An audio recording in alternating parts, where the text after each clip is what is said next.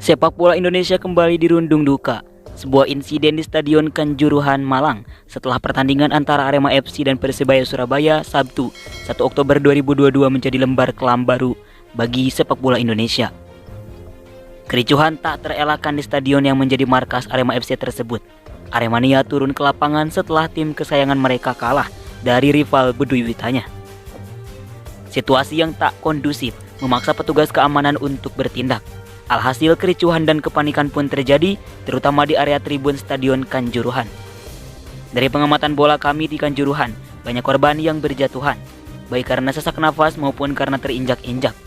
Setiap ruang hingga pintu keluar stadion, banyak korban yang tak tergeletak.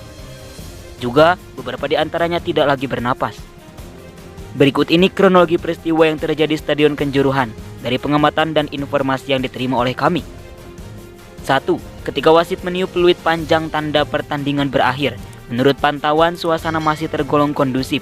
Hanya saja, para pemain Persebaya Surabaya memang langsung berlari ke dalam ruang ganti sebagai langkah antisipasi terhadap sesuatu yang tak diinginkan. Sementara itu, para pemain Arema FC berjalan ke tengah lapangan seperti yang biasa mereka lakukan.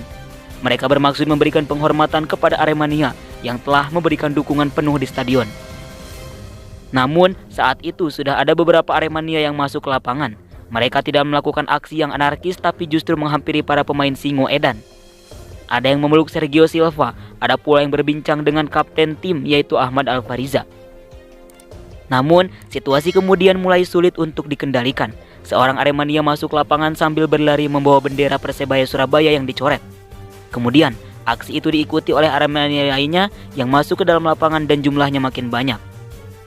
Personil keamanan pun melakukan tindakan dengan mengamankan para pemain Arema FC untuk masuk ke ruang ganti stadion. Hal itu menjadi prioritas karena mulai ada lemparan botol kemasan air mineral yang ditujukan kepada tim Arema FC. Langkah tersebut justru menimbulkan insiden yang lebih besar. Banyak Aremania yang menjadi korban. Informasinya beberapa gas air mata ditembakkan ke arah tribun dan membuat kepanikan makin besar. Dari insiden tersebut banyak korban yang jatuh karena terinjak oleh supporter lain yang panik dalam situasi tersebut. Ada pula yang jatuh karena sesak napas akibat gas air mata. Minimnya ketersediaan air buat membasuh muka memperparah keadaan.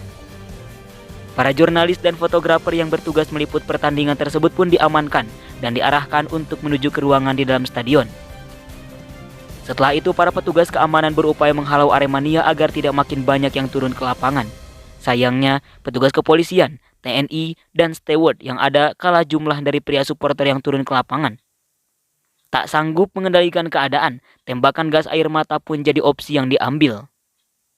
Dari pantauan kami, hampir setiap jengkal ruangan pintu keluar stadion Kanjuruhan ada Aremania yang tergeletak. Beberapa di antaranya sudah tidak bernapas lagi.